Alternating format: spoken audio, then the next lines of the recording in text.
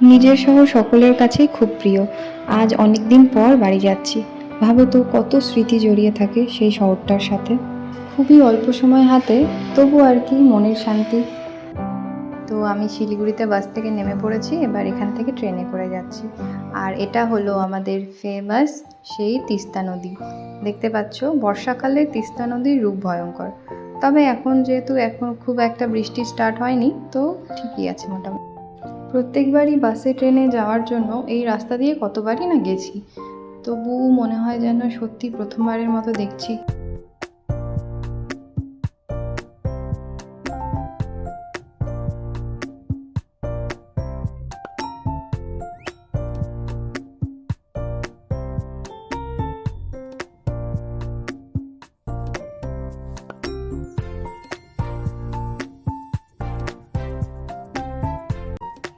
তো প্রায় চলেই এসেছি, আর খানিকটা পথ, এর পরের স্টপেজে নিউ মাল জাংশন, ওখানেই আমি নামবো।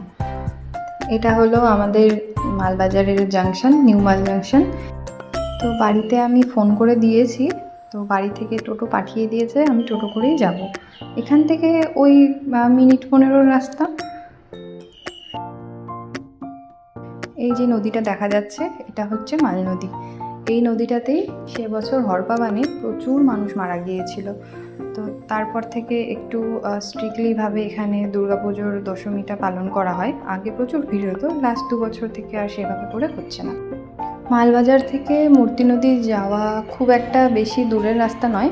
তো এখানে স্ট্যান্ড থেকে তোমরা লোকাল যে অটোগুলো আছে সেগুলো রিজার্ভ করেও যেতে পারবে, অথচ এখানকার লোকাল কিছু বাস আছে যেগুলো জলপাইগুড়ি যায়, সেই বাসগুলো নেওয়া যায়, অথবা কিছু ম্যাজিক ভ্যান আছে, ঠিক আছে, তো সেই ভ্যানগুলোতে করেও যাওয়া যায়। এটাও আরেকটা নদী, এটাও খুব ভালো ফেমাস একটা পিকনিক স্পট এখানকার জন্য। আমরা লোকাল যারা থাকি এখানে মালবাজারে, বা চালসা, ওদলাবাড়ি, লাটাগুড়ি, এই সাইডের লোক যারা আমরা আছি, তারা মোটামুটি পিকনিকের সময় এই নদীটাতে খুব আসি।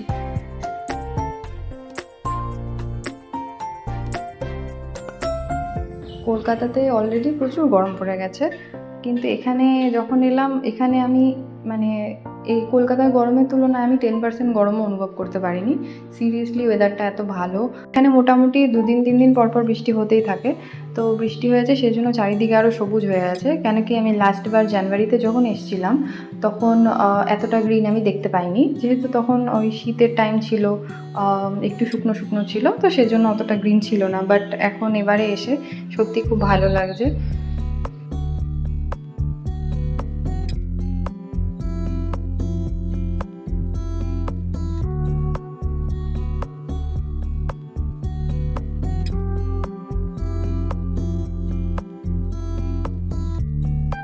তো এই ফরেস্টটার নাম হচ্ছে টিয়াবন ফরেস্ট। এটা চালসার মোড় থেকে, যেটা জলপাইগুড়ি রোডে যায়, সেই রোডে এই ফরেস্টটা দেখতে পাবে। মানে সামনে কিছুটা আর গেলেই তারপরেই লাটাগুড়ি।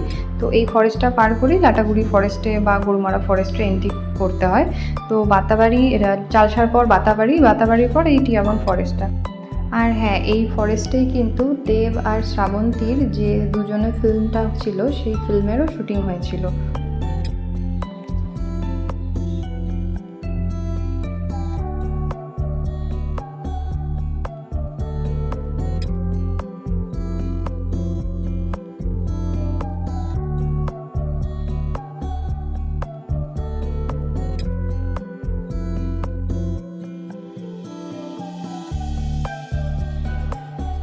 জাস্ট রাস্তাটা একবার দেখো, সত্যি এত সুন্দর আর এত ভালো। মানে সারা দিনের বা এখন অবধি যত ক্লান্তি বা যত পরিশ্রম ছিল, সব, যত চিন্তা, সবই যেন ভুলে যাচ্ছি নিমেষের মধ্যে। সব সত্যি ভুলে যাওয়ার মতো, এত সুন্দর পরিবেশ এখানকার, শান্ত, নিরিবিলি, কোনো ধুলো নেই একদম রাস্তার আশেপাশে বা কোথাও।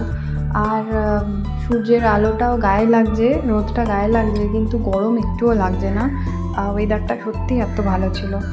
আর এই তো মূর্তি নদী চলে এসেছি আমরা। আমি প্রায় ৫ বছর আগে যা দেখেছিলাম, প্রচুর এখানটায় লোকাল অনেক ট্যুরিস্ট প্রপার্টি আছে, প্রাইভেট প্রপার্টি আছে, যারা এখানটা বিজনেস করছে, বিভিন্ন রকম রিসর্ট, লজ অ্যান্ড গভর্নমেন্ট থেকেও কিছু কিছু রিসর্ট অ্যান্ড লজেসও আছে এখানটায়। রিসেন্টলি আমি এবার গিয়ে দেখলাম আরও প্রচুর প্রচুর লজ হয়েছে এখানে। তো তোমরা ইন্টারনেট থেকে দেখে এখানে এসে অবশ্যই ঘুরে যেতে পারো। খুব ভালো জায়গা, লাটাগুড়ি থেকে বেশি দূর না। লাটাগুড়ি থেকে মোটামুটি তোমরা যদি গাড়িতে করে আসো ওই ২০ মিনিট মতো সময় লাগবে, ১৫ থেকে ২০ মিনিট, তার থেকে বেশি লাগবে না।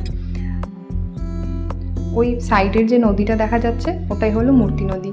তো মূর্তি নদী আগে মেইন যে ব্রিজটা ছিল ওই ব্রিজটাতে এখন কাজ হচ্ছে।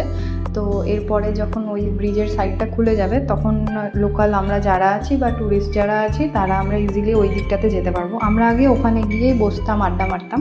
আর ওই দূরে যে মিডিলে মাঠের মতো, মাঠ ঠিক না, যেখানে ঘাস ঘাস দেখা যাচ্ছে, সবুজ হয়ে আছে, ওই জায়গাটাতে আগে প্রচুর গাছ ছিল, কিন্তু এখন দেখছি গাছগুলো আরও কেটে দেওয়া হয়েছে, বা কোনো কারণে হয়তো বা বন্যাতেই হয়তো চলে গেছে কিনা সেটা আমি ঠিক জানি না।